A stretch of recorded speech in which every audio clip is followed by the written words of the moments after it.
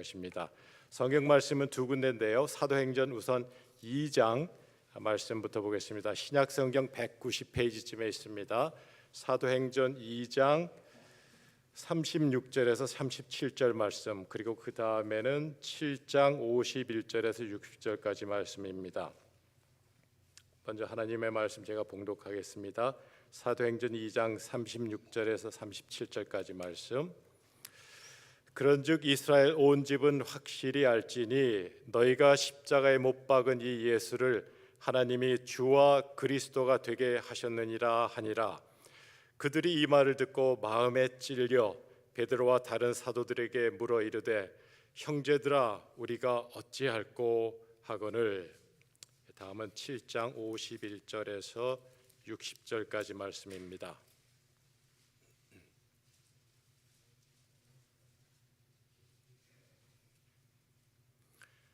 목이 곧고 마음과 귀의 할례를 받지 못한 사람들아, 너희도 너희 조상과 같이 항상 성령을 거스르는도다. 너희 조상들이 선지자들 중의 누구를 박해하지 아니하였느냐? 의인이 오시리라 예고한 자들을 그들이 죽였고 이제 너희는 그 의인을 잡아준 자여 살인한 자가 되나니 너희는 천사가 전한 율법을 받고도 지키지 아니하였도다 하니라. 그들이 이 말을 듣고 마음에 찔려 그를 향하여 이를 갈거늘 스데반이 성령 충만하여 하늘을 우러러 주목하여 하나님의 영광과 및 예수께서 하나님 우편에 서신 것을 보고 말하되 보라 하늘이 열리고 인자가 하나님 우편에 서신 것을 보노라 한데 그들이 큰 소리를 지르며 귀를 막고 일제히 그에게 달려들어 성 밖으로 내치고 돌로 칠세. 증인들이 옷을 벗어 사울이라 하는 청년의 발 앞에 두니라. 그들이 돌로 스데반을 치니 스데반이 부르짖어 이르되 주 예수여 내 영혼을 받으시옵소서 하고 무릎을 꿇고 크게 불러 이르되 주여 이 죄를 그들에게 돌리지 마옵소서. 이 말을 하고 자니라. 아멘.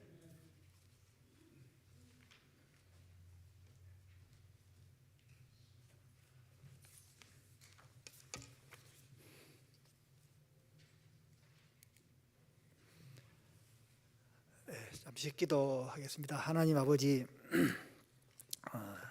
담임 목사님이 안 계시는 관계로 부족한 것이 이 강단에 말씀을 들고 섰습니다. 사람은 감추어 주시고 이 시간 성령님께서 주의 말씀이 드러나게 하여 주시옵소서. 예수님 이름으로 기도 올리옵나이다. 아멘. 오늘 말씀을 두 군데 읽었습니다. 한 2장을 읽었을 때는 베드로가 설교했습니다. 사도입니다. 7장을 읽었을 때는 스데반이 설교했습니다. 집사입니다. 그런데 똑같은 반응이 일어났습니다. 베드로의 설교를 듣고는 마음에 찔려서 회개했습니다. 집사 스데반의 설교를 듣고는 마음에 찔려서 이를 갈았습니다. 그런 마음에서 오늘 저는 이 말씀을 가지고 하나님의 말씀이 저와 여러분에게 무엇인가? 하나님의 말씀이 나에게 무엇인가? 나에게 하나님의 말씀이란 무엇인가? 이것을 여러분에게 질문을 하면서 오늘 말씀을 나누면서 여러분의 마음에 성령께서 주시는 그런 답을 찾아가시면 좋겠습니다. 그렇다면 먼저 우리가 생각하는 하나님의 말씀과 성경에서 말하는 하나님 말씀이 같은지를 한번 생각해 보면 좋겠습니다. 성경에서 말하는 하나님의 말씀은 두 가지인데요. 하나는 그 말씀을 통해서 우리가 예수님을 알게 되고 그분을 믿게 되고 하나님의 자녀가 되는 그 핵심이 하나님 말씀이라는 거예요. 물론 요한이 또 한 군데만 기록했습니다만은 창세기부터 요한계시록까지 모두가 이 말씀을 통해서 예수님을 알게 되고 예수님을 믿게 되고 그것을 통하여 하나님의 자녀가 됩니다. 그래서 우리가 왜 예수님 믿습니까? 이렇게 할 때에 우리는 예수님 믿고 천국 가기 위해서입니다. 그래서 일부 찬양대에서요, 정말 찬양 너무 잘해 주셨어요. 일부 찬양대에서 햇빛보다 더 밝은 곳 천국 있네. 천국 있네 맞나요? 예. 햇빛보다 더 밝은 곳, 예수 믿고 그곳 가기 위해서 우리 이 자리에 앉아 계시죠. 예.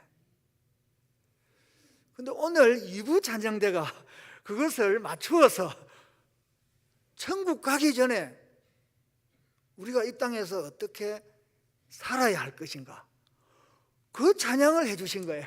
그래서 너무 2부 찬양대도 너무 감사합니다. 예, 저에게 말씀을 전하는데 또 같은 방향으로 갈 수 있도록 해주셨습니다. 왜 그러냐면 우리가 성경 읽고 구원받고 바로 천국 가는 게 아니지 않습니까? 그래서 바울은 이렇게 말하고 있죠. 성경은 하나님의 자녀가 되어서 구원받고 하나님의 자녀답게 살도록 우리에게 주신 말씀이 바로 성경입니다. 이 디모데후서 3장 16절에서 17절의 말씀을 한마디로 요약하면 예수님 믿고 구원받아 햇빛보다 더 밝은 곳 내 집 있네 바로 가는 게 아니잖아요. 이 땅에서 오늘 우리 2부 찬양대가 불렀던 찬양처럼 처음에 나오는 그 가사가 너무 마음에 들었습니다. 외로움도 견디어 내겠소. 바보라고 소리 들어도 괜찮소. 예. 예수님 믿고 살다 보면 이런 경우를 안 겪는 사람 있습니까? 이런 과정 속에서 하나님을 믿는 하나님의 자녀답게 오늘 저기 나와 있는 하나님의 사람으로 온전하게 하며, 그래서 이 성경은 이 성경을 통해서 하나님을 믿고 구원받는 것과 동시에 하나님께서 구원받은 사람을 사람 만드는 책이다. 그래서 하나님의 말씀이란 나에게 뭔가 구원받아서 하나님의 자녀가 되어서 하나님 자녀답게 사람 만들어가는 책이다. 이렇게 요약할 수가 있습니다. 그래서 오늘 저는 정말 찬양대 1부 찬양대도 그렇고 2부 찬양대도 그렇고 저 말씀하고 연결시켜 주셔서 제가 거기에 받은 자극이 있습니다. 그래서 그 자극 때문에 우리가 이 세상 살아가면서 사람이 되어가는 것. 여러분 욥 아시죠? 욥은 성경이 인정한 어려운 사람입니다. 하나님이 아무데나 내놓아도 괜찮을 그런 자랑하는 사람입니다. 그에게 닥친 어떤 일이 우리가 상상이 됩니까? 목숨 하나 붙여놓고 하나님이 다 빼앗아 갔지 않았습니까?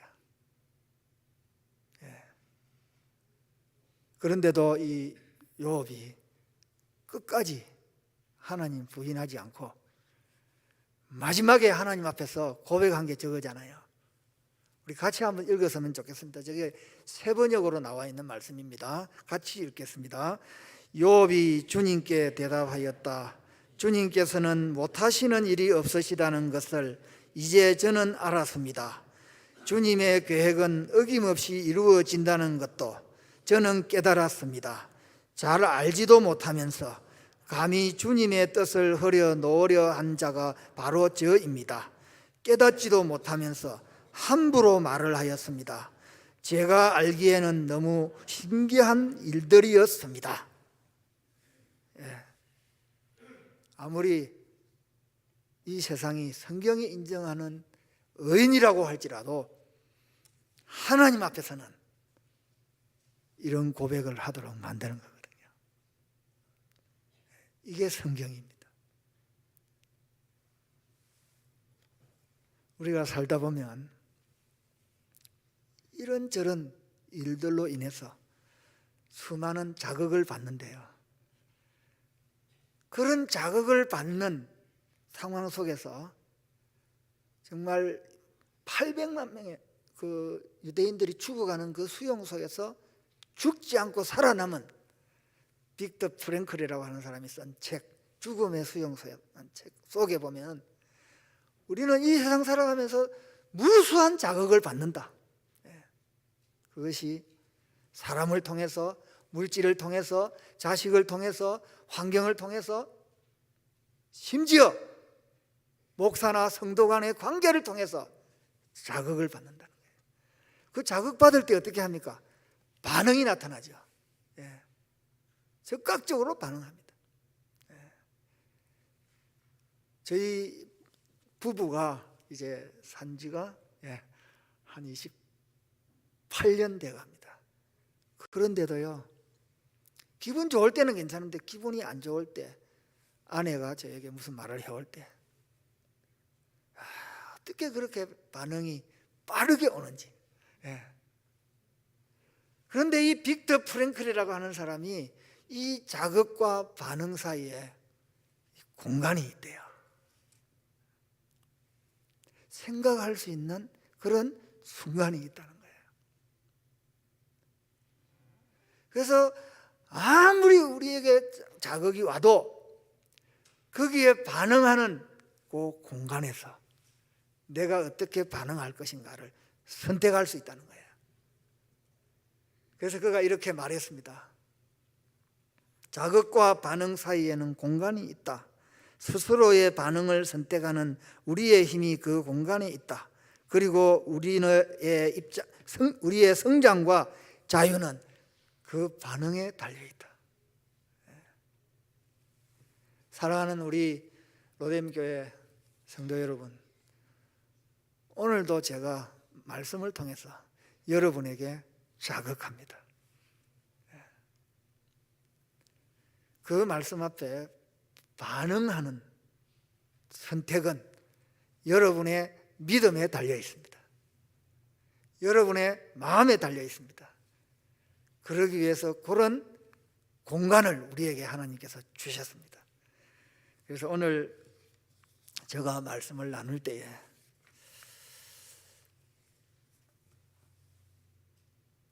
이 강단에서 어떤 말씀이 들려지든 그것이 나를 어떤 식으로 자극하든 거기에 내가 어떻게 반응하느냐 하는 것은 저 공간 속에서 나의 선택에 달려있다는 걸 기억했으면 좋겠습니다.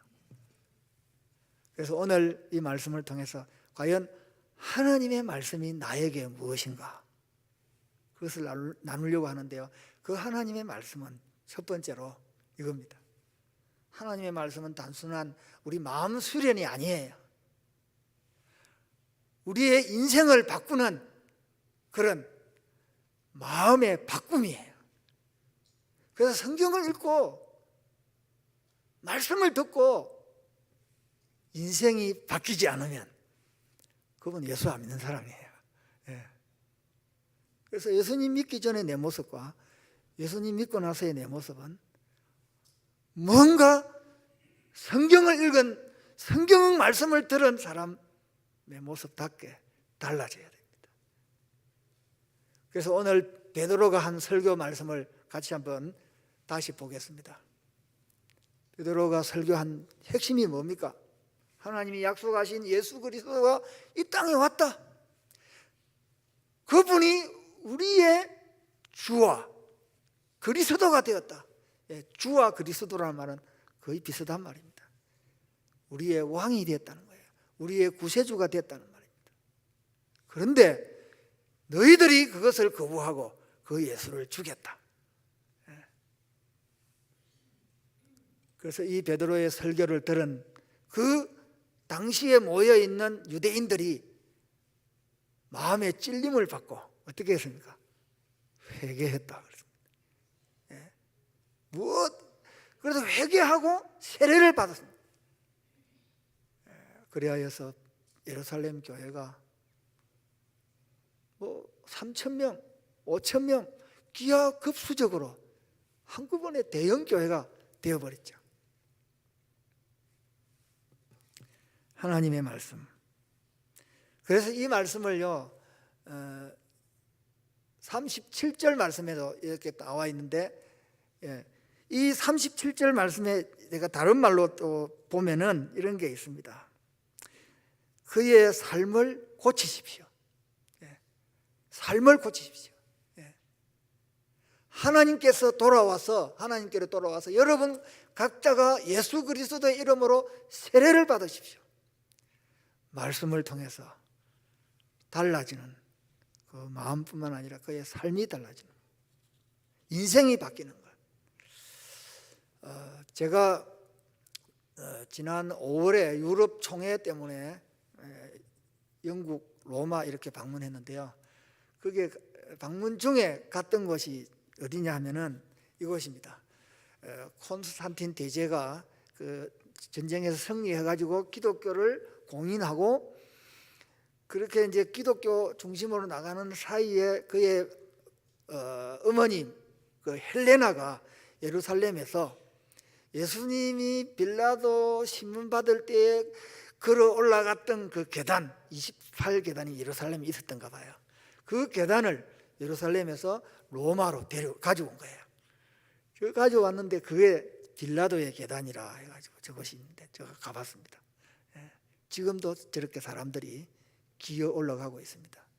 저것을 통해서 자기 수련하고 저런 자기의 수련을 통해서 자기 죄가 용서받고 이런 과정을 밟고 있더라고요. 이때에 이런 과정 속에서 로마 가톨릭의 신부였던 그 루트가 똑같은 저런 과정을 저기에서 아마 밟고 있었던가 봐요. 그러면서 자기가 생각한 읽은 말씀하고 너무 다른 거예요. 그래서 이것은 제가 루트에게 확인한 것도 아니고 책을 보고 나와 있는 대로 말씀드리면, 루터가 저 28계단을 기어 올라가다가 깨달은 말씀이 바로 이겁니다. 같이 한번 읽겠습니다. 오직 의인은 믿음으로 말미암아 살리라. 이 말씀을 깨닫고 그 자리에서 일어나 그가 종교개혁을 일으키지 않았습니까? 그래서 그 종교개혁을 일으킨 그 시작 때문에 오늘 저와 여러분이 이 자리에 앉아 있습니다. 무엇 때문입니까? 하나님의 말씀 한마디 때문에. 사랑하는 성도 여러분, 여러분은 하나님 말씀을 수없이 듣고 읽고 또 쓰고 하지 않았습니까? 그렇다면 그 하나님 말씀 때문에 내 인생이 바뀐 흔적이 있으십니까? 예수님 때에 세리장 삭개오가 이스라엘 백성으로부터 외면당하고 또 무시당하고 아무 친구도 없는 그때에 예수님이 삭개오에게 찾아와서 삭개오를 만나주지 않았습니까? 예수님의 그 말씀을 들은 이 삭개오가 그 인생이 바뀝니다. 그가 바뀌어서 한 말이 이겁니다. 이것도 같이 한번 읽습니다. 삭개오가 서서 주께 여짜오되 주여 보시옵소서, 내 소유의 절반을 가난한 자들에게 주겠사오며 만일 누구의 것을 속여 빼앗은 일이 있으면 내 갑절이나 갚겠나이다. 여러분에게 있어서 하나님 말씀은 무엇입니까? 단순히 내 마음 수련 정도가 아니고 그 하나님의 말씀은 내 인생을 송두리째 바꿔놓는 그런 생명의 말씀이다. 이것이 우리 마음에 와닿았으면 좋겠습니다. 두 번째로는 하나님의 말씀은 듣고 싶은 말만 아니고 들어야 할 말씀입니다. 들어야 할 말씀입니다.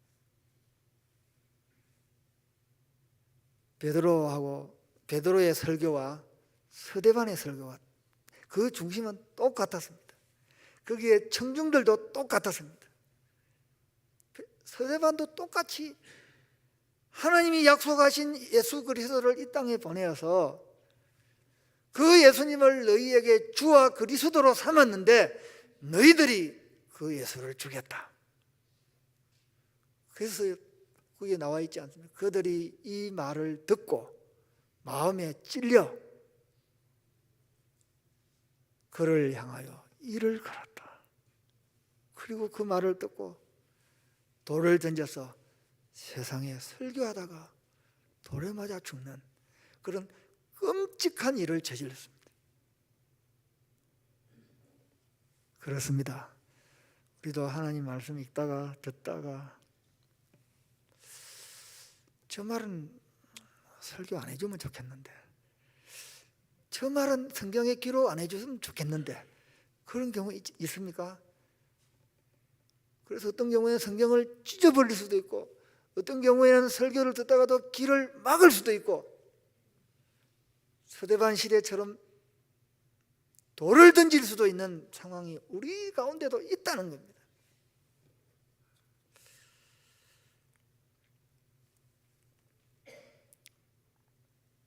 그들이 큰 소리를 지르며 길을 막고 일제히 그에게 달려들어 성 밖으로 내치고 돌로 칠세. 그렇습니다. 하나님의 말씀은 내가 듣고 싶은 말만 들을 수는 없습니다. 이 기록된 하나님 말씀은 내가 다 들어야 할 말씀입니다. 이번에 저에게 건강검진하라고 연락이 왔어요. 근데 겁이 나서 안 가려고 그래요. 왜냐하면 그 결과가 어떻게 나올지 모르니까. 근데 가야 되겠죠. 예. 의사는 건강검진 나온 그 결과대로 솔직하게 이야기해야 됩니다. 솔직하게 이야기 안 하면 나중에 거기에 대한 책임을 물을 수도 있습니다. 그래서 이번 건강검진을 해보니까 건강이 이상이 없습니다. 말할 수도 있고, 건강검진을 해보니까 뭔가 좀 이상합니다. 6개월밖에 못 살 것 같습니다. 이런 말을 들을 수도 있잖아요. 근데 그 말 의사가 안 해주면 안 되잖아요. 마찬가지입니다.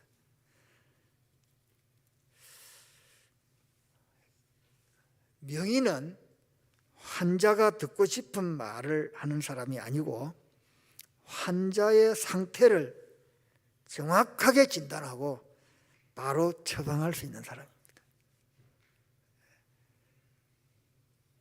그것이 바로 하나님의 말씀입니다. 하나님의 말씀. 그래서 그 하나님의 말씀을 우리는 잘 들으려고 하지 않죠. 그래서 예레미야 요즘 여러분 묵상하고 계시죠? 하냐냐라고 하는 거짓 선지자는 계속 좋은 말만 합니다. 예루살렘 성이 멸망하지 않을 거야. 절대로 바벨론에게 항복하면 안 돼. 계속 이런 말만 하잖아요. 그러나 예레미야는 아니다. 비록 하나님을 안 믿는 바벨론이라고 할지라도 하나님은 그에게 항복하라고 했어. 예루살렘은 망한다. 계속 이런 말. 그러니까 여호와의 말씀을 그들이 자기에게 요구로 여기고 이를 즐겨 아니한다. 안 듣습니다. 거짓 선지자의 그 달콤한 마사지 같은 말씀은 들었지만 예레미야의 그 정말 듣기 힘든 그 메시지는 듣지 않았습니다. 그때만 그렇습니까? 오늘날 이 시대도 마찬가지입니다. 바울이 디모데에게 한 이 시대의 말씀에 대한 현상을 이대로 표현하고 있습니다. 이것을 세 번역을 가지고 같이 한번 읽겠습니다. 같이 읽습니다. 시작. 때는 사람들이 건전한 가르침을 싫어하고 영적 불량식품이 자신들의 기호에 맞는 변덕스러운 의견으로 배를 채우려고 할 때가 온다는 것을 알게 될 것입니다. 저들은 진리를 등지고 헛된 망상을 쫓을 것입니다. 왜요? 내가 듣고 싶은 소리만 들으려고 하기 때문에. 정말 들어야 할 말씀을 듣지 않으려고 하기 때문에.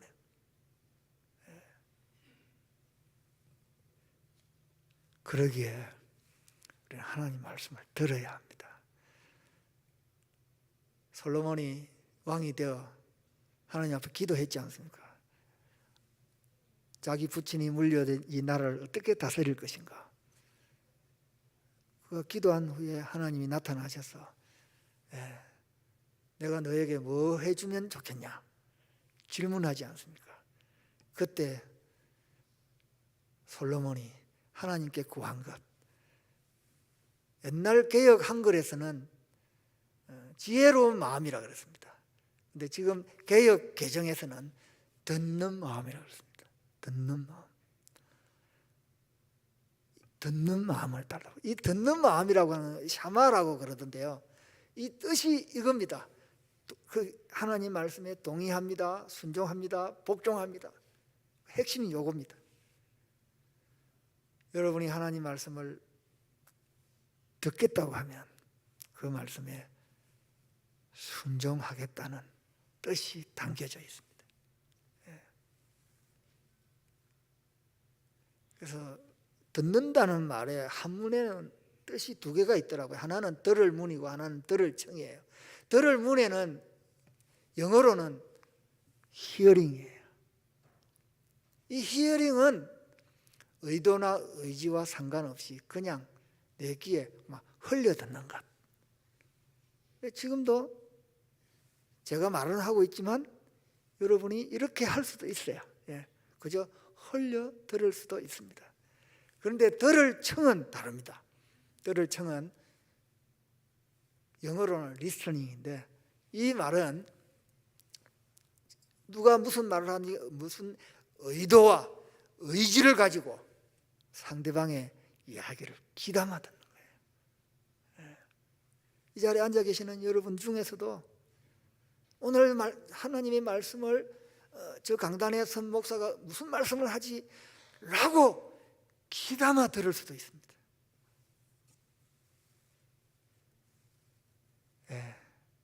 이것을 우리는 묵상이라 그럽니다. 묵상.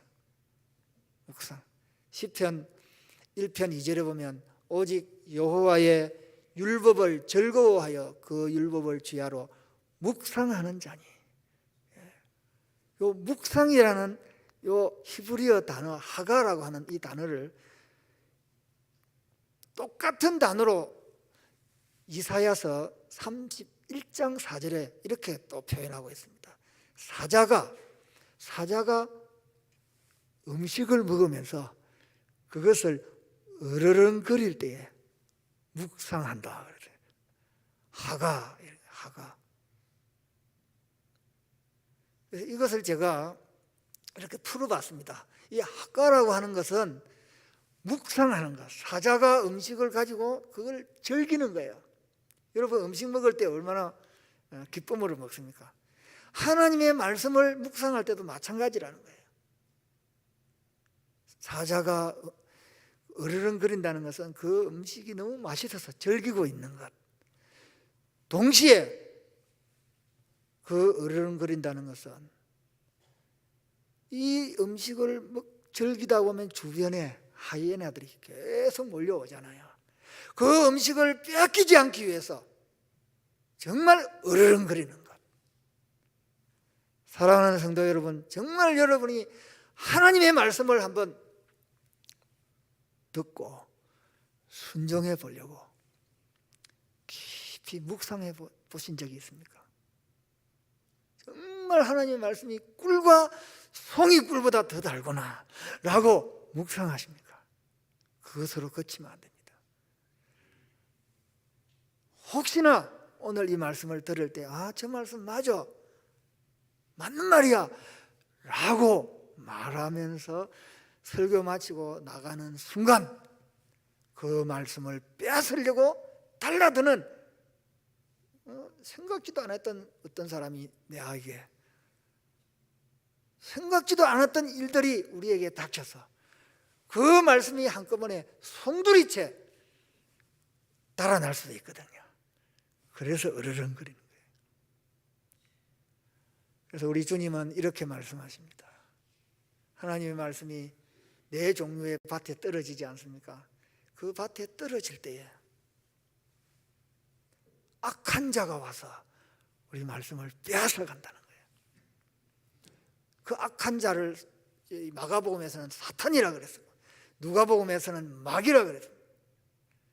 그런데 그 악한 자가 사탄이 마귀가 뿔을 달고 우리 앞에 나타나서 너 하나님 말씀 들으면 안 돼 라고 하면은 얼마나 좋겠습니까만 그것이 정말 나하고 가장 가까운 사람이 내 자식이 물질이 환경이 우리가 들었던 말씀 읽었던 말씀 공부했던 말씀을 송두리째 빼앗아갈 수 있다는 것을 우리는 기억해야 합니다.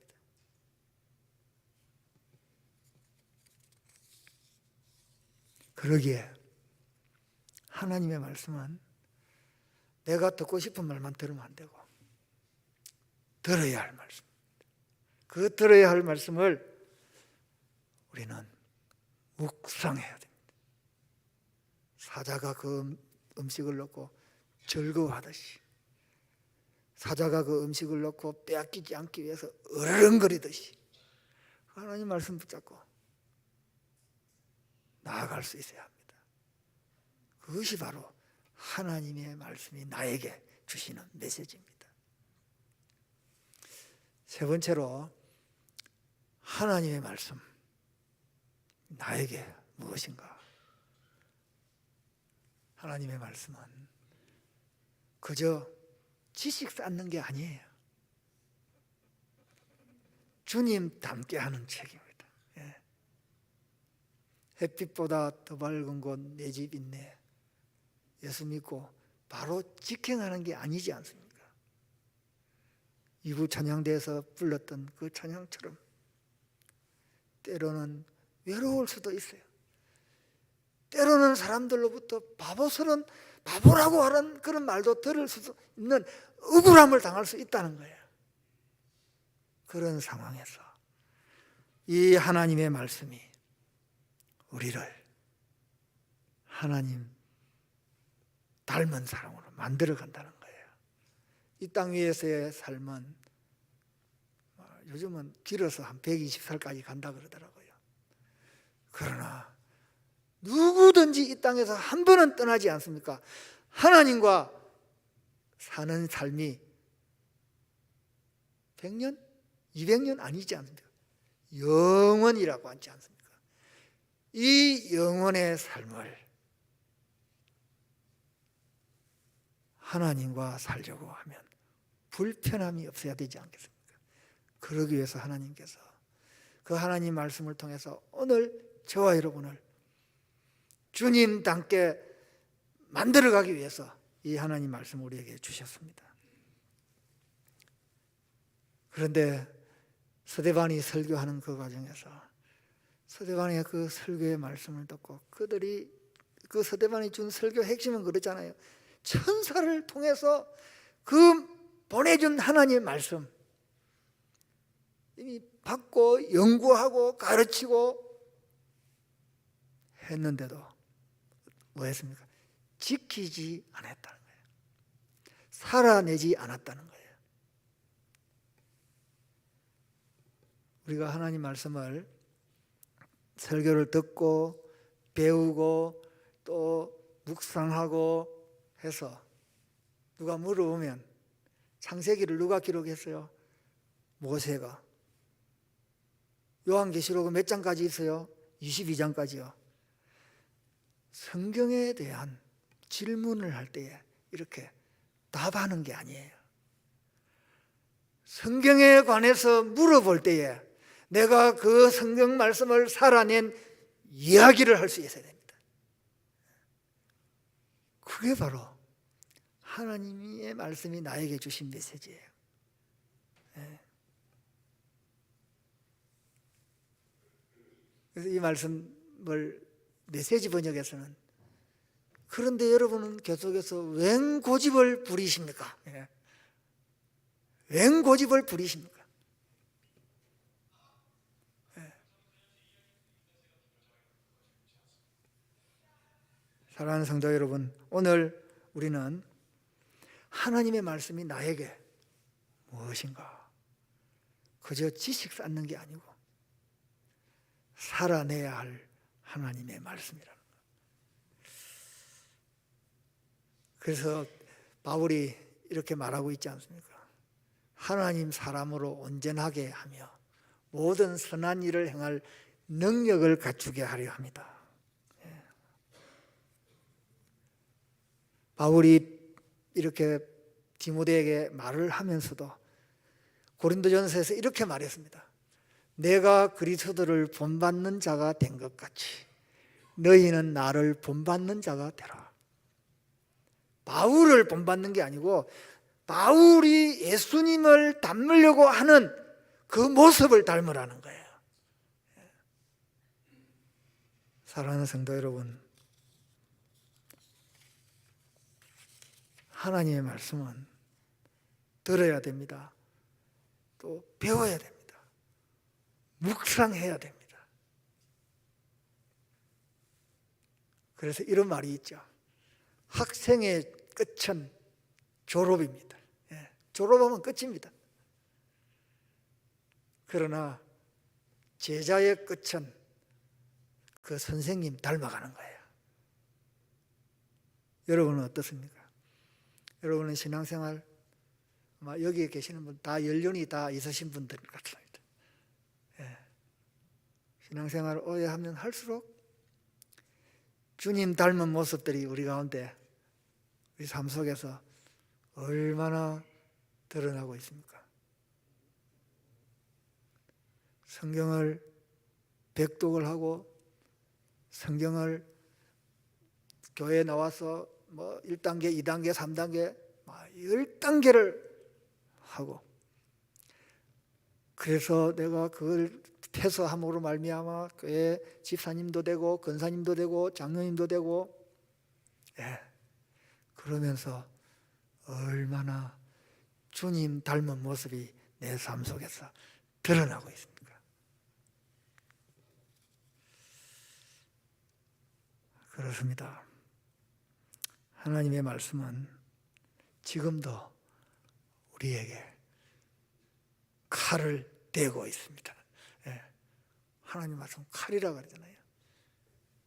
저와 여러분의 삶 중심에 서서 우리에게 들이대고 있습니다. 왜요? 하나님 닮도록 하기 위해서. 그래서 하나님 말씀을 우리 삶 속에서 계속해서 우리에게 들이댈 때에 그것은 내 개인적으로도 그렇고 또 주일날 말씀을 통해서도 그렇고 또 공부하면서도 그렇고 그 하나님의 말씀이 나에게 다가올 때에 오늘 우리가 읽은 두 군데 말씀에서는 어떻게 합니까? 한 사람은 어찌할꼬 하면서 회개했지만 한 사람은 일을 가는 이런 정말 희귀한 현상이 똑같은 말씀에서 나타나고 있다는 것을 우리는 기억해야 합니다. 그런데요, 여러분, 이것이 신약 시대에 있은 게 아니고 구약에 똑같은 말이 나옵니다. 사무엘을 통해서 초대 이스라엘 왕 사울에게 아말렉과의 전투에서 절대로 전쟁에서 승리하면 전리품을 챙기지 마라 그랬어요. 손대지 마라 그랬어요. 그런데 전쟁하다 보니까 승리하고 보니까 챙겨야 할 게 너무 많아. 예. 그 나쁜 건 아니에요. 그것을 가져와서 하나님 앞에 와서 제사 드리면 얼마나 좋겠나. 사울의 생각이에요. 그래서 하나님께서 사무엘을 통해서 사울을 책망했습니다. 그때에 이 사울은 이렇게 변명합니다.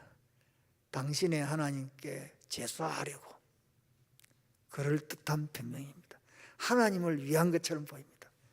그러나 사울은 하나님의 말씀을 어겼습니다. 사울 왕의 다음으로 이은 다윗, 사울 왕보다 훨씬 더 파렴치한 죄인이었습니다. 남의 아내를 빼앗고 그 남편을 죽이도록 하고 거짓말을 하고, 그래서 나단 선지자가 찾아와 가지고 그렇게 한 사람이 바로 당신입니다 라고 할 때에 다윗은 이렇게 고백합니다. 같이 읽겠습니다. 다윗이 나단에게 이르되 내가 여호와께 죄를 범하였노라 하매 나단이 다윗에게 말하되 여호와께서도 당신의 죄를 사하셨나니 당신이 죽지 아니하려니와. 사울과 다윗의 범죄의 강도는 하늘과 땅입니다. 훨씬 더 다윗이 더 악한 죄인입니다. 그러나 하나님은 하나님 말씀 앞에 변명하지 않고 굴복하고 회개할 때에 하나님은 받아주신다는 사실. 그렇습니다. 하나님의 말씀은 그저 내가 배우고 그것을 다른 사람에게 가르치고 또 내가 그 말씀 가지고 뽐내고, 그게 하나님 말씀 아니잖아요. 예. 여러분, 선비와 그 어부 이야기 아시죠? 강을 건너야 할 선비가 어부의 배를 통해서 건너가다가 선비가 이렇게 질문합니다. 당신은 공자와 명자를 아느냐? 말도 안 되는 소리죠. 그때 이 어부가 뭐라 그럽니까? 저 같은 무식쟁이가 어떻게 알겠습니까? 그러면서 조금 가다가 갑자기 배가 바람에 의해서 뒤집힌 거예요. 배가 뒤집혀가지고 어부도 빠지고 저 선비도 물에 빠졌어요. 빠져가지고 공자왈 명자왈 해도 살아날 수 있어요, 없어요? 그때 이 어부가 한 유명한 말, 선비님 헤엄칠 줄 아십니까? 우리가 수많은 말씀 많이 해도 가장 어려움 당했을 때, 우리에게 외로움이 다가올 때, 누구로부터 억울한 말을 들었을 때, 그때 내가 어떻게 반응하느냐, 그게 바로 하나님 말씀이 아니고 무엇이겠습니까? 하나님 말씀을 많이 알고 있는 저 여러분에게 그 하나님 말씀으로 우리가 무엇을 할 수 있습니까? 라고 물어볼 때 대답할 수 있는 말이 있어야 되지 않겠습니까? 그러기에 하나님의 말씀은 우리에게 주신 건 내가 깨달은 것을 가지고 상대방을 세워주고 격려해주고 위로해주고 이끌어주는 그것이 바로 하나님 말씀입니다. 그런데요, 우리가 말씀을 많이 안다고 그 말씀을 내가 가지고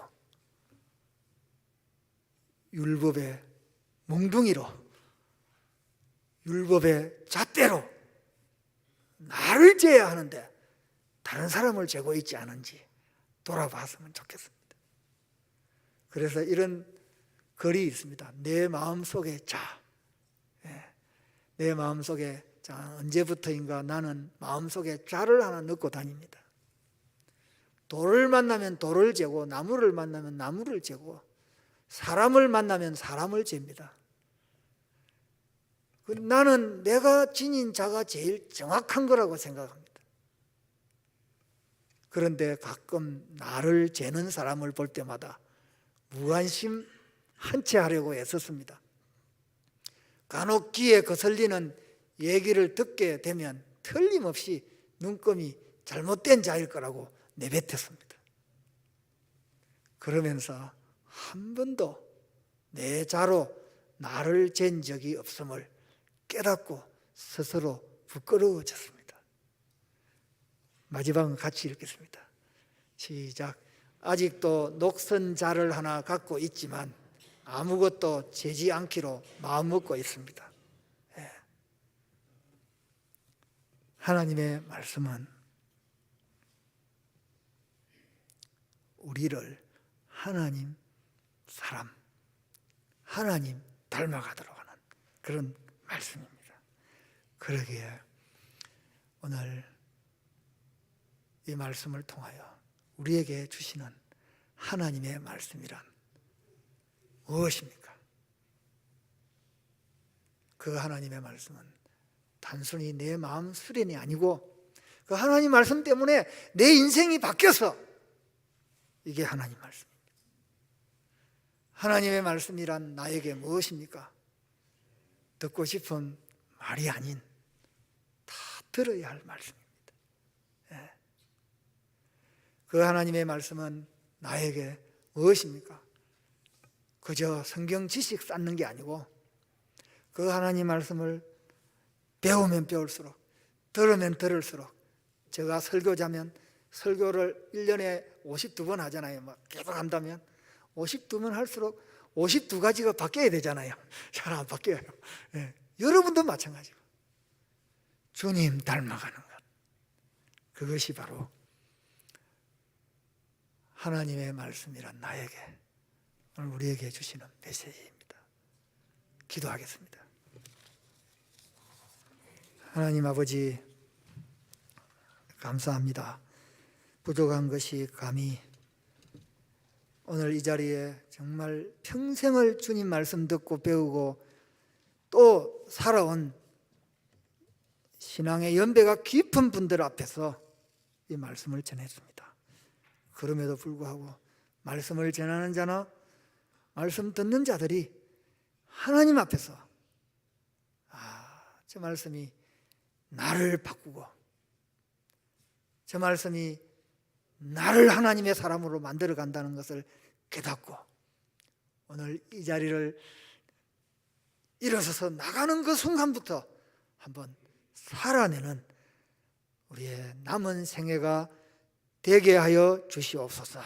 그리하여서 하나님, 이 자리에 모인 이 성도들, 사람들이 가는 곳마다 예수 그리스도의 향기가 드러나는, 그래서 로뎀교회 성도들을 말미암아 예수 그리스도의 그 이름이 증거되는 놀라운 일들이 일어나게 하여 주시옵소서. 예수님의 이름으로 기도 올리옵나이다. 아멘.